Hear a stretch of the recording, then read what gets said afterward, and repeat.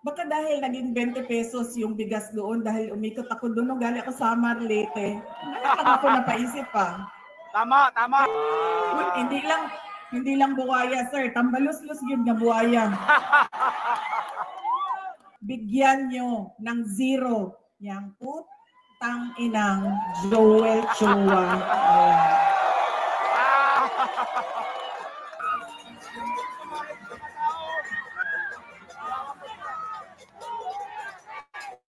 Duterte! Duterte! Duterte! Duterte! Duterte! Duterte! Grabe! Magandang gabi sa inyong lahat. Unahin ko po muna ang aking mga pagpapasalamat. Nagpapasalamat tayo sa ating babalik na Mayor Isko Moreno Dumagoso. Hey! Sa kanyang pagpapahiram sa atin ng stage, ng ilaw, ng kuryente, ng mikropono para mapaabot sa inyo ang aming mga mensahe ngayong gabi na ito. Pangalawang pagpapasalamat ay sa inyong lahat, mga kababayan, dahil marami sa inyo ang hindi pa kumakain, hindi pa nagluto, Tama. pero nandito, galing pa sa trabaho, pero nandito kayo para makinig sa amin at sa aming mga mensahe para sa bayan. Maraming salamat po sa inyong lahat. Yes. Duterte! Duterte! Duterte! Duterte! Duterte! Duterte! Duterte! Grabe! Alam niyo, kahit saan man ako pumunta ngayon, galing kaming Samar, tumawid kaming Leyte, tumawid kaming Cebu, tumawid kaming Negros, pumunta ako nung isang araw, kagabi, dito sa syudad ng Maynila, kaninang umaga sa Quezon City. Ngayon, bumalik na naman ako sa syudad ng Maynila. Ang sigaw ng mga tao ay Duterte.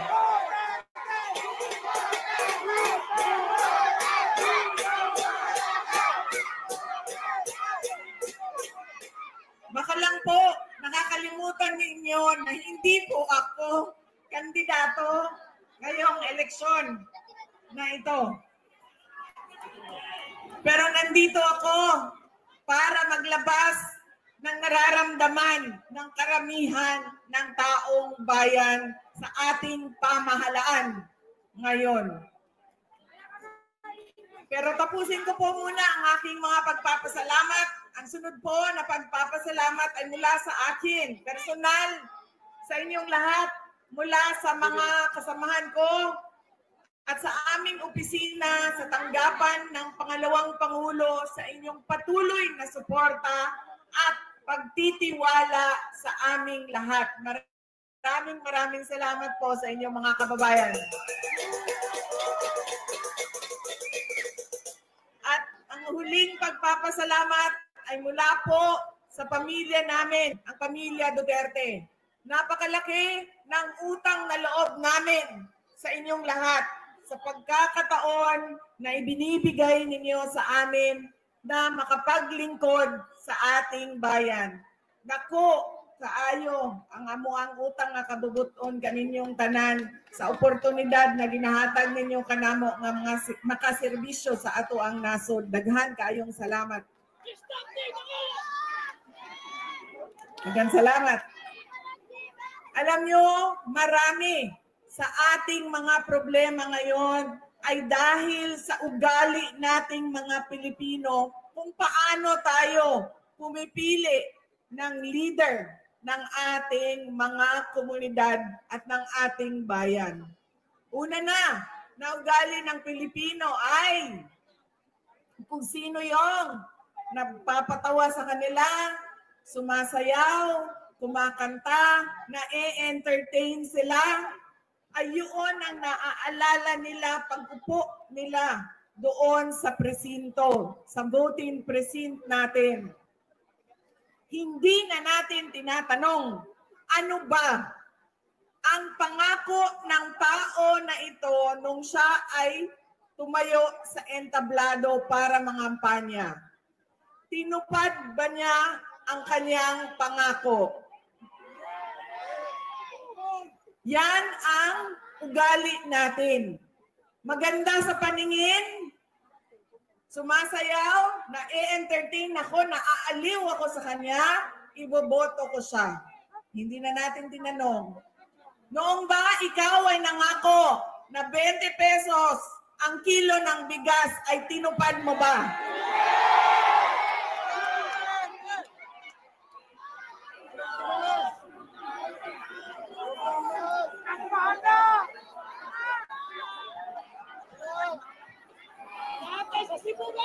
Pangako noong taon 2022 na kampanya. 3 taon kinalimutan at ngayon may darating na naman na halalan.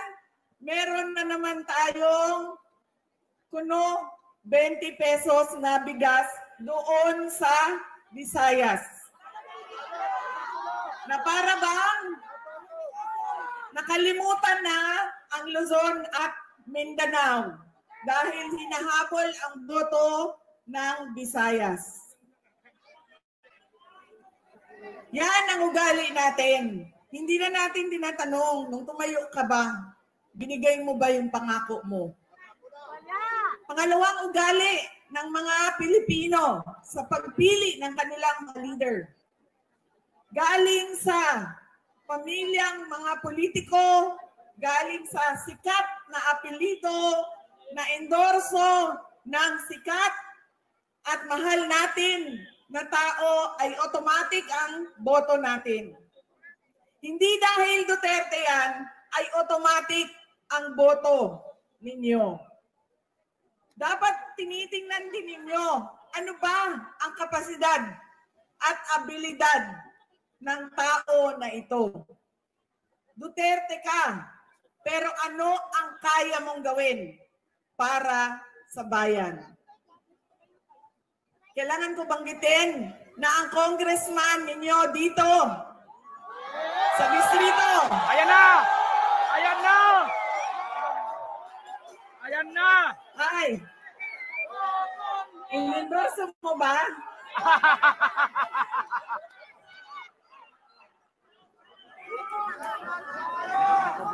Yan! An example. Ang sample ng automatic yung boto natin, sikat, endorse ng sikat, galing sa pamilya ng mga politiko Duterte yan, boto natin yan. Ganyan ang ugali nating mga Pilipino. Alam nyo, yung congressman nyo, si Joel Chua ba yun? Yari ka ngayon!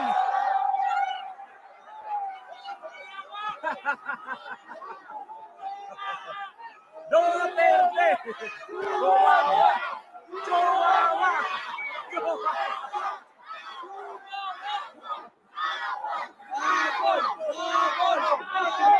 Sabi nung isang kaibigan ko na tiga Cebu, na kaibigan din niya.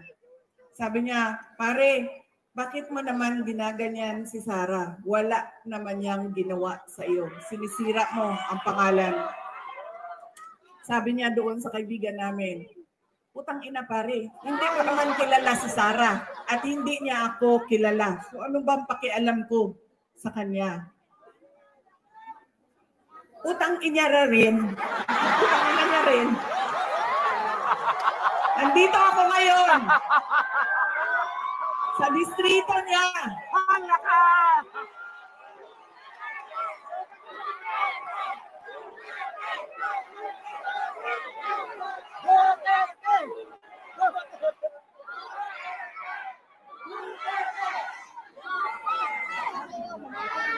Magpapakilala ako sa inyong lahat.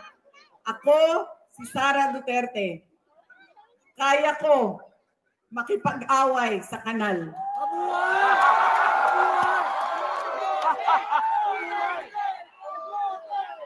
Mabuhay! Mabuhay! Kami, kung saan kami galing, doon sa Mindanao, Sanay kami sa wala.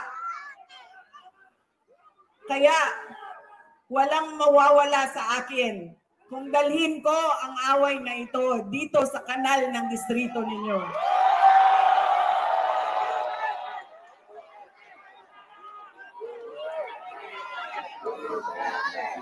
Grabe!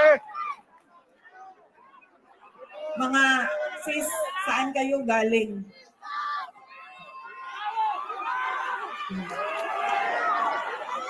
Kinsay mga tausog diri? Mga Maranao. Mga Maranao! Mga tausog Maranao, dami. Kinsay mga Bisaya? Oh!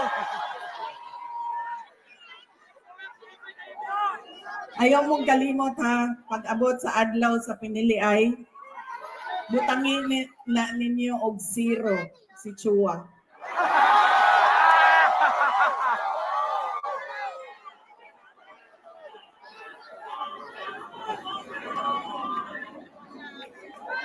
Like tayo guys, 700, Pangalawa, 900 viewers, paki-like po. Paki-like and share. Lido, pamilyang politiko, automatic ang boto natin. Pangatlong ugali ng mga Pilipino sa pagpili ng kanilang mga leader.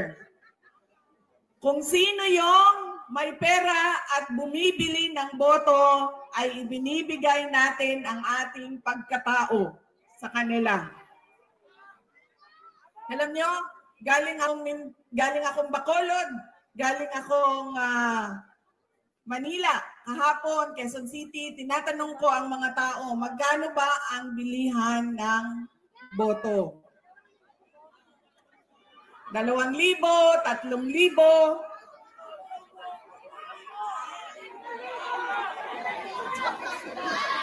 Meron pang bilihan ng boto na tawag ay tupad, akap, AX, MAIP.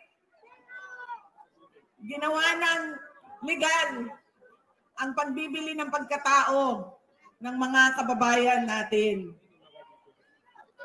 Yan ang ugali natin. Kung sino yung magbabayad, bibigay ko sa kanya ang boto niya. Tanggapin natin ang pera. Bakit hindi? Galing naman yan sa gobyerno.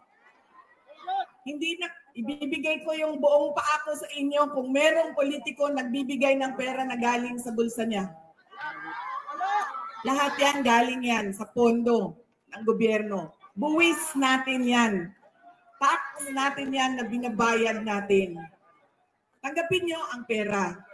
Pero pag-isipan nyo, karapat dapat ba itong tao na ito na maging leader ng aming komunidad?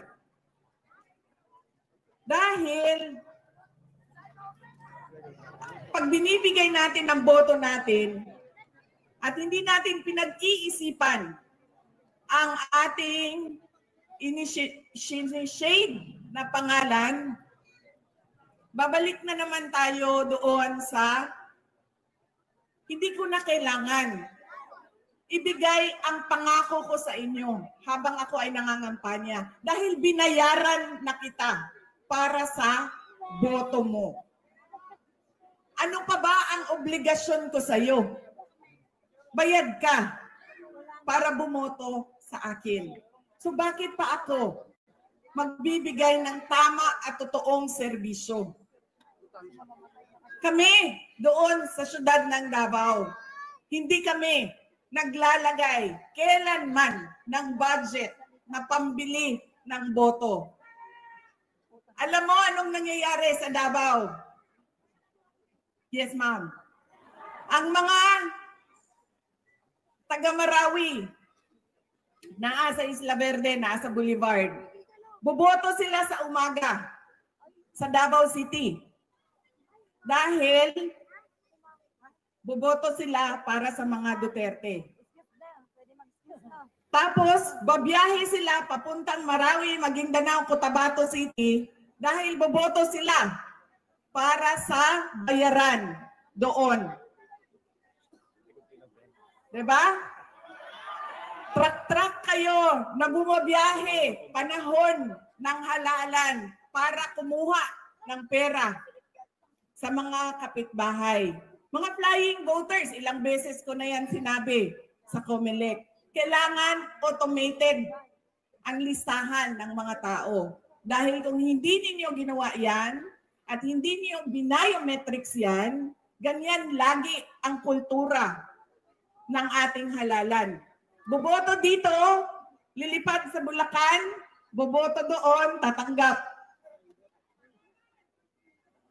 Ganyan sa amin. Hindi kami nagbibigay. Boboto sila, sa umaga, babiyahe sila, tapos boboto sila doon sa kapitbahay namin. Doon kasi may bigayan ng pera. Yan ang nangyayari sa atin. Sabi ko nga, walang problema. Kunin natin ang pera. Pero pag-isipan natin ang ating mga leader. Dahil yan ang kinabukasan. Yan ang magdadala sa atin sa tama o maling kinabukasan ng ating bayan. Alam niyo, masakit sa akin yung pagbibili ng boto. Dahil nga, nawawala yung respeto ng tao sa isa't isa. Nagiging transaksyon. Mahalin mo ako, bayaran kita. Pag hindi mo ako bayaran, hindi kita mamahalin. Nagiging transaksyon ang ating mga relasyon sa ating mga kababayan. At masakit sa akin dahil sino ba at kaninong boto ba ang binibili ng mga politiko? Sa mga mayayaman ba? Sa mga mataas ba ang trabaho at natapos? Mga doktor, binibili ba ng 2,000 ang kanilang boto? Mga engineer na kumikita ng 1 milyon isang buwan, binibili ba ng 2,000 ang kanilang boto? Hindi. Ang binibili ang boto, yung mga tao na araw-araw naghihirap, nagtatrabaho, naghahanap buhay dahil ang 2,000 ay napakalaking bagay para sa pamilya nila. Yung mga taong naghihirap at walang-wala. Masakit yun. Dahil pinagsasamantalahan yung kahirapan ng mga tao. Dahil ba walang-wala ako, bibilhin mo na ang aking dignidad at prinsipyo. Yan ang ugali natin, mga Pilipino. Kung sino yung naaalala, bahala na. Hindi ko na tatanungin kung ibibigay mo ba pangako mo. Kung sino yung sikat. Kung sino yung malaking pamilyang politiko. At ibinibigay natin yung pagkatao natin sa taong magbabayad. Sa tamang presyo. Kaya kailangan, madami ang nagtatanong, ano bang magagawa namin? Ano bang matutulong namin, Inday Sara? Wala na kayong matulong sa akin. Tumulong na kayo. Ginawa niyo na akong pangalawang pangulo ng ating bayan. Oh, sa susunod yun, sir. Pero sandali lang, sir. Nandito muna tayo. Huwag niyong kalimutan, hindi ako kandidato. Butante ako ngayong eleksyon na ito. Nagpapaalala ako sa inyo kung ano yung dapat gawin natin. Baguhin natin ang ugali natin sa pagboto ng mga kandidato. Ilang araw na ako umiikot sa iba't ibang lugar sa Visayas. Baka dahil naging 20 pesos yung bigas doon dahil umikot ako doon nung galing ako sa Marlete. Ngayon ako napaisip pa. Tama, tama. Oo nga eh. Bukas 20 na yung bigas ninyo dito kasi dumaan sa Inday. Sana magpasalamat kayo sa akin! Ngayon lang ako napaisip na na. Galing ako sa Marlete, Cebu, Negros. Bacolod, Negros Occidental. Lahat ng madaanan ko, Manila, Quezon City, nagtatanong, kamusta na ba si dating Pangulong Rodrigo Duterte? Ang dami ng mga hindi ko kilala, nagsasabi, ikamusta mo kami? kay President Duterte. Kahit hindi kami magkakilala mga kababayan natin kung saan-saan. Okay lang po si Pangulong Duterte. Wala naman po siyang problema sa sakit. Ang kanya lang ay hindi siya marunong sa gawaing pambahay. Hindi siya marunong maglaba, hindi siya marunong magluto, at hindi siya marunong maglinis ng kanyang kwarto. At isa pa doon, siya ay may edad na, 80 years old, si Pangulong Duterte. Ano daw?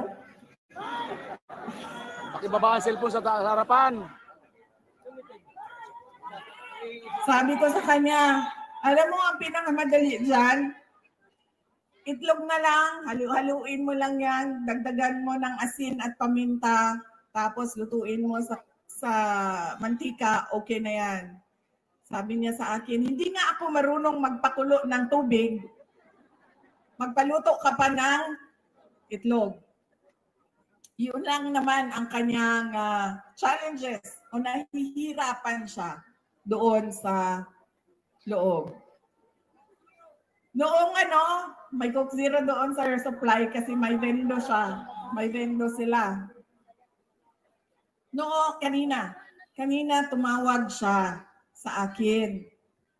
Ganun pa rin, kinakamusta ko siya. Kamusta ba? May nararamdaman ka ba? Masakit ang ulo mo, masakit ang tuhod mo. Sabi niya, hindi, masakit lang ang aking puso. Sabi ko, sabihin mo sa doktor, sabi niya, bakit masakit ang puso mo? Sabi niya, ay, nawala na kasi ang mga girlfriend ko.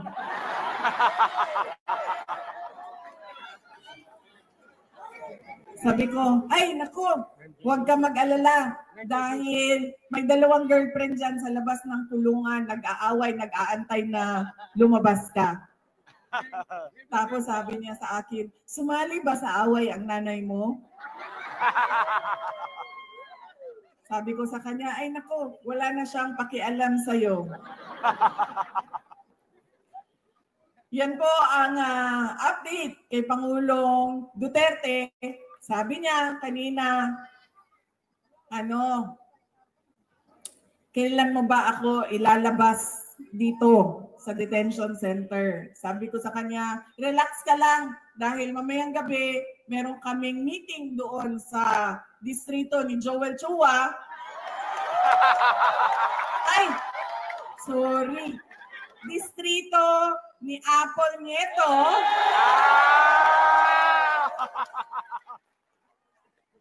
Paki-like naman guys, paki-like 1,288 like viewers. Paki-like po.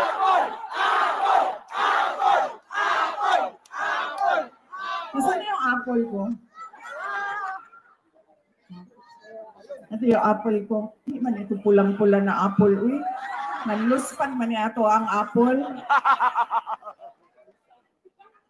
Apple ko. Bakit namumutla itong apple na ito?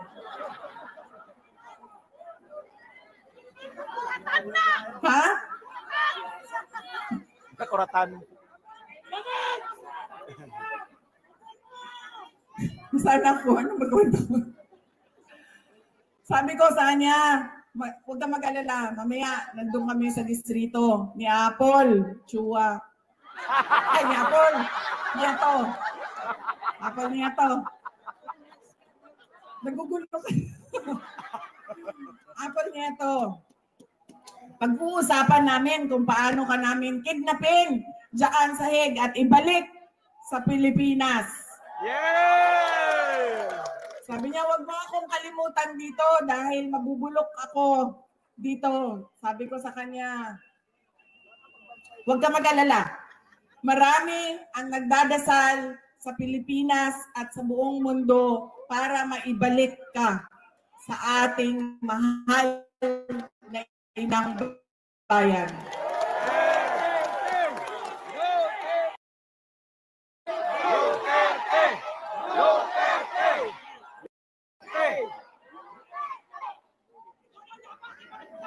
Yung mga nagtatanong kung kamusta si Pangulong Rodrigo Duterte, meron po kaming maliit, short, maikling video para sa inyong lahat. Rate of poverty in the Philippines is at its highest in 21 years. Teacher says she often complains about being hungry. Pagpaparilin ng isang babae dahil umano sa konsehan sa droga. Pinagtataga hanggang sa mamatay ang natutulog na maglola. Ang bugbugin ng dalawang Yes, you never know. At bakit yung mga tao gumagamit ng drugs? They never hindi sila addict. Gala, mga batang nagraragi, nagkalat sa gitna ng daan. Mga taong pinagbabaril habang bumili ng pagkain sa karinderya. Kumakalat sa social media ang video ito ng pamamaril sa mga Instead of going to school, they spend their days scavenging to earn a Nang may living. malenteng trabaho ang suspect at gumagamit pa umano ng droga. good luck sa atin lahat. Sa halip na tutukan, ang kumakalat na siguro ng mga Pilipino, 1,400 na viewers. krimen, droga at korupsyon, 300 pa lang 60 ang mas nag-like. inuna ang sariling Walang bayad interes po yan, at guys. kasakiman sa Nakikilike. kapangyarihan.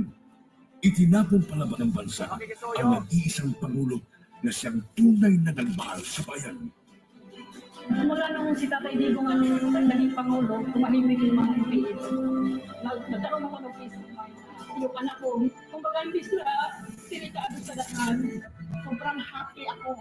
Dahil nung umupo si PRRD, kahit sabihin natin maraming tumutugis, maraming tumutulog sa kanyang war on drugs. Pero majority po sa atin, ng mga Pilipino, pwera na lang doon sa mga drug lords, mga drug user, mga yun ang ayaw eh. Pero kami, lalo kami mga OFW, naramdaman namin ang safety sa aming pamilya.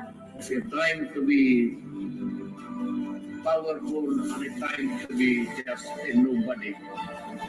I used to describe the brightest harder night, shining bright. And in a few days, I will be just a Rodrigo Duterte from Danao, Cebu. Daghang salamat.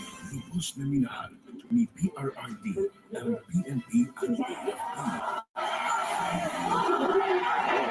Pag ako ang nanalo, kaagad, doblado ang sweldo ng pulis pati militar. Si Lalo din pala ang gagamitin laban sa kanilang dating Commander-in-Chief. Hihilahin ko yan. Hihilahin ko yan. Kung maniwala ka, hihilahin ko yan. Ano ba ang damage ng government interest? Kung hintayin ko lang yung dalawang anak. Ganun darating sa'yo. Huwag na tayo mag-debate rito. This is not the place for debate. Hindi po, Guys!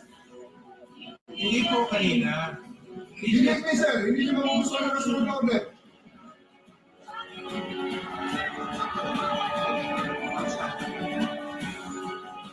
Napilitan sa serbisyo ang iba dahil sa order na isang bangag na namumuno sa kanila. Bye! Philippine leader Rodrigo Duterte has been Kami mo, speaking to Bimar. testimony Mabuhay ka sa kasimakan mo. Ang galing, ang Thank you, sura Boss Banat. ng Bye, thank paghiyap you. ng damdamin ng mga Pilipinong nagmamahal kay Tatay Digong.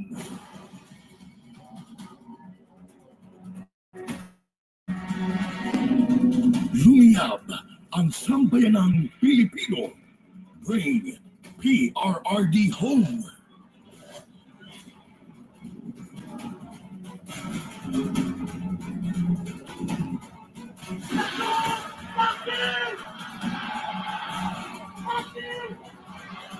Iisa lang ang sigaw. Orlando Nicolas. Duterte saan man sa mundo.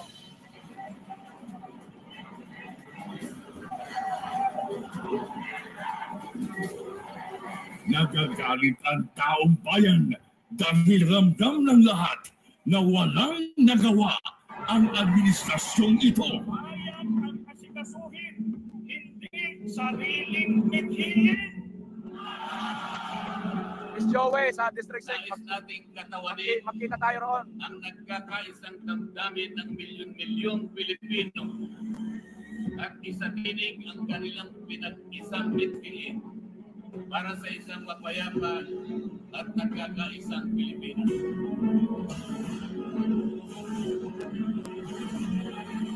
Hindi pa tapos ang paghiyap ng mga puso natin dahil nagpapatuloy pa din ang kasamaan habang nalulugmok na ang inang bayan.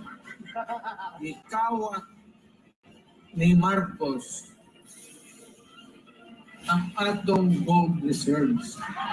Sa pagpapatuloy ng oral arguments sa 89.9 billion peso transfer ng pondo ng Philippine Health Insurance Corporation sa National Treasury, muling binusisi ng mga maestrado ang paggamit ng ahensya sa perang mula sa mga kontribusyon ng mga miyembro nito. Aminado ang DOLE at DSWD na walang listahan para sa mga beneficiary ng ayuda sa kapos ang kita program o AKAP. Sa tinutuloy na sila ang nagagamit na sa politika ang AKAP. Hindi lang pala 7-7, meron pang 30-30-30. Yung 30-30-30, yung 30-30 naman, kung ikaw ang host ng sortie, you get 30 million, 90 million lahat yan. 30 million AX or ATAP, 30 million na MAIT, and 30 million na tupad. Sa kanyang 15 taong karanasan bilang kongresista, ngayon daw nakakita si Davao City Representative Isidro Ungab ng ganitong sistema sa Bicameral Conference Committee. Ang tinutukoy niya ay ang mga blankong line items sa Bican Report ng 2025 National Budget na ilabag sa batas. Partikular dito ay ang missing budget amount sa Department of Agriculture at ang program funds na anya bilyones na halaga.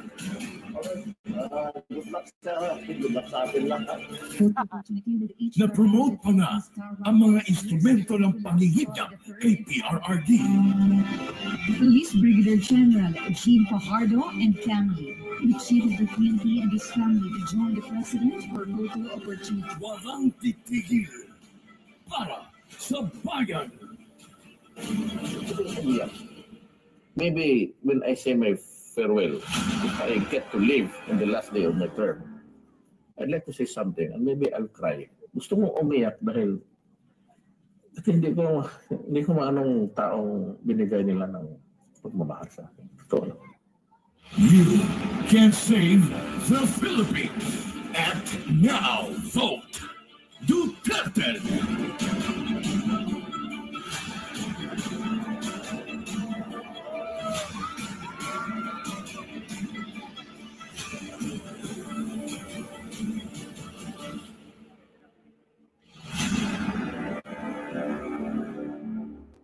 Yon, Duterte. Duterte! Duterte! Duterte!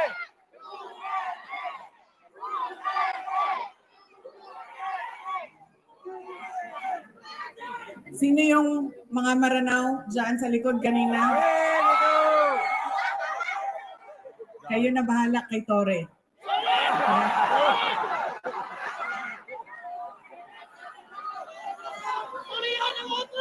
Tuloy-on! Si Congresswoman Apple Nieto na ang bahala kay Joel Chua sa tulong ninyo.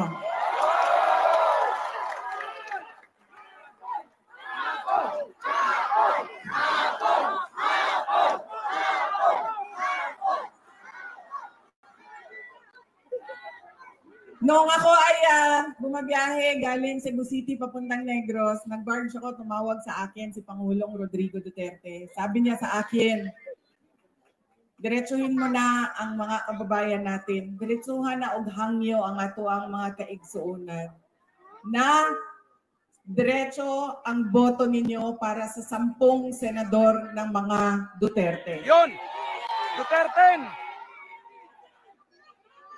Si Bongo Bato de la Rosa, Jimmy Bondoc, Rodante Marcoleta, Philip Salvador, Attorney Vic Rodriguez, Attorney J.V. Hinlo, Attorney Raul Lambino, Pastor Apollo Kibuloy, at Richard Mata. Bakit kailangan diretso ang boto natin? Bakit kailangan tinatawag na block voting o straight vote ang gagawin natin? Dahil unang-una, kapag hinaluan ninyo ng ibang kandidato o leader na sa iba ang kanyang pamumulitika, ay magkakagulo lang, mag-aaway lang lagi at magbabangayan lang lagi. Pangalawa, kapag mataas ang boto at malayo ang agwat ng mga boto, ay mahirap siya habulin sa dayaan sa makina. Kaya dapat malaki at marami. Katulad ng block voting ang kinakailangan. At pangatlo, kailangan nagkakaintindihan yung mga leader kung saan ba talaga papunta ang ating bayan. Dahil yung 10 senador ng Duterte, naiintindihan nila na kailangan natin ituloy ang nasimulan ni Pangulong Duterte sa tunay na pagbabago. Noong kami ay tumatakbo noong taong 2022, ang plataforma namin ay continuity o pagpapatuloy at unity o pagkakaisa. Hindi natin nakikita yon ngayon. Wala tayong nakikitang pag-usad papunta sa kaunlaran ang ating bayan. Ang naririnig lang natin ay bagong Pilipinas, pero wala namang nagbago sa ating bayan. Kundi, lalo pa tayong nagugutom. Ang daming mga pamilya nagutom. Tumataas ang kahirapan at sobrang dami ng ating mga kababayan ang nakikipagsapalaran sa ibang bansa kahit illegal ang paglabas nila sa ating bansa at illegal ang pagpasok nila sa ibang bansa para lang maghanap buhay sa kanilang pamilya dahil walang oportunidad ng trabaho at negosyo dito sa ating bayan. Para bang wala ng magandang kinabukasan dito sa ating bayan. Kaya wala tayong nakikita na bagong Pilipinas dahil nagkamali. Pasaylo ako ninyo ha, ako bitaw ang hinungdan ato. Pero human naman kung pangayong pasaylo. Nagkamali tayo ng pili dahil yung ugali nga natin sa pagboboto ay hindi natin binago. Kaya kailangan natin baguhin ang ating pagboto. Idiretso na natin ang 10 senador. Tulad din ng dito sa syudad ng Maynila. Kung sino yung mga kasama ng ating Mayor Isko Moreno Dumagoso, yun na rin ang piliin ninyo diretso.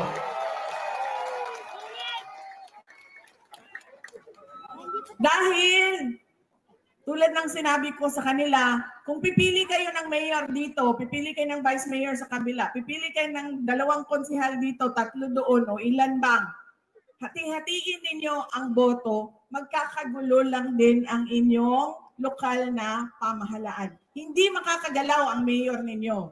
Hindi din makakagalaw ang vice mayor ninyo. Kaya kung pumili na kayo, na kay Mayor Isko Moreno kayo, lahat ng kasama niya, kasama na ang ating Congresswoman Apple Nieto ay iboto na ninyo. Yes.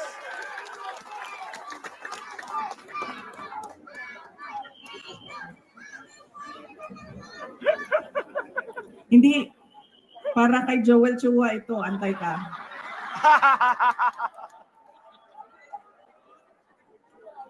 Yari ka talaga. Sabi nung bata, kasi sabi niya, sorry. Bigay daw yung apple. Ibibigay ko itong apple na ito kay Apple Nieto. Ma'am, saksak mo ito sa bibig ni Apple Chua hanggang sa kanyang lalamunan. Hanggang siya ay mamatay. Yung apple na yan. Yari ka dyan. Ibigay mo kay Snow White Joel Chua. Alam nyo? Lupit. Di ba si Snow White kumain ng apple, tapos nabilaukan. Apple yan.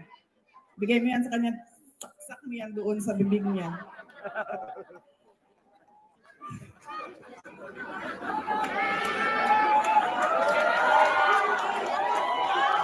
Alam niya si Joel Chua ba? Siya ba may-ari ng Ing Bitin? Ha? Hindi. Yung may-ari ng Ing Bitin. Kasi alam nyo, dala-dala niya yan lagi, yung hupya na yan doon sa House of Representatives. Tapos pinamimigay niya sa mga tao. Pag may hearing, pinamimigay niya. Nung pumunta ako doon sa hearing nila, nakaupo ako doon, nakita ko iba't ibang kulay ng NBT. Pagdating sa akin, hindi ako binigyan ng hopya.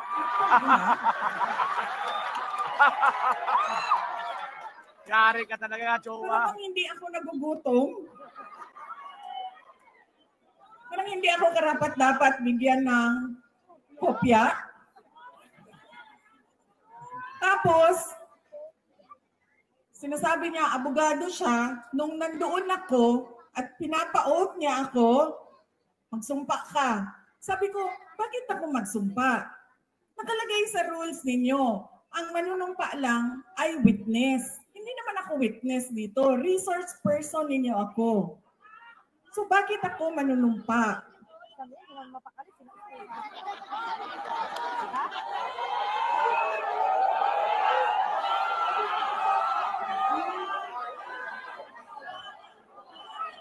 Huwag ka mag-alala. Yang Apple na hawak ni Apple ang solusyon.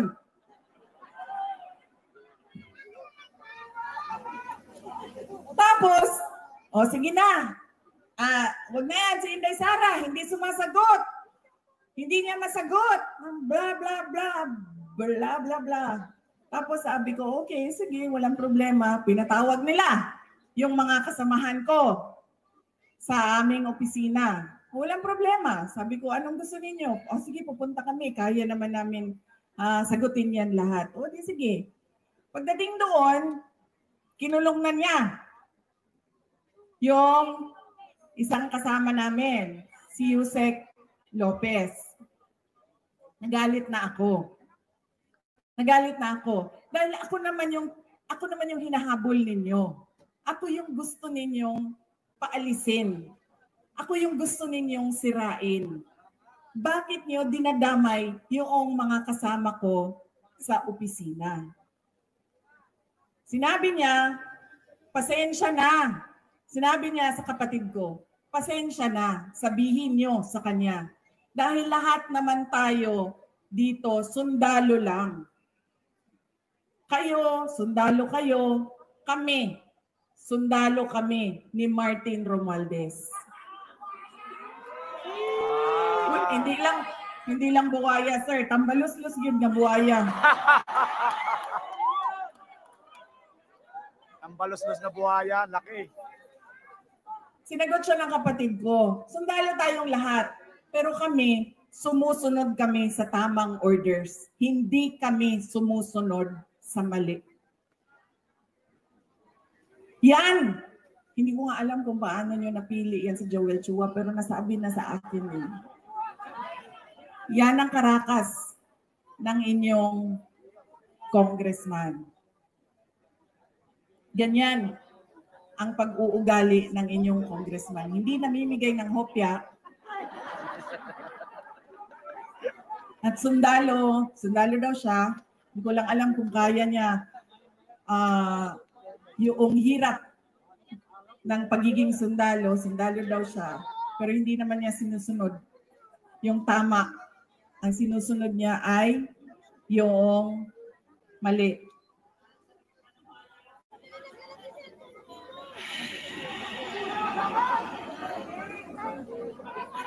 Nakalimutan ni Joel Chua nung sinisira niya yung pangalan ko na hindi ako kandidato ngayong eleksyon na ito. Walang mawawala sa akin. Nawala naman ang pangalan ko dahil kinuha nila at niyurakan nila. Pero nakalimutan niya, kandidato siya ngayong eleksyon na ito. Kaya ano ang dapat nating gawin para kay Apple Nieto? O hindi lang iboto, ano pa ang dapat nating gawin? Ikampanya. Idala sa lahat ng mga presinto at sabihan ang ating mga kasama, bigyan nyo ng 0 yang putang inang Joel Chua.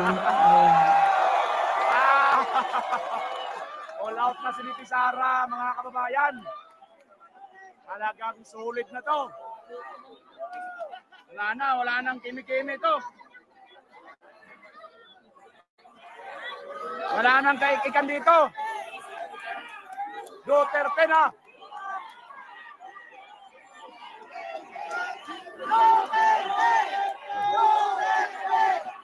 Duterte.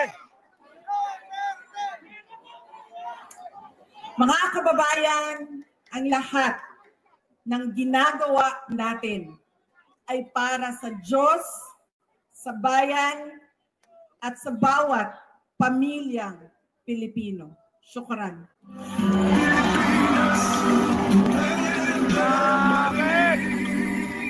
Ang tunay na nagmamahal sa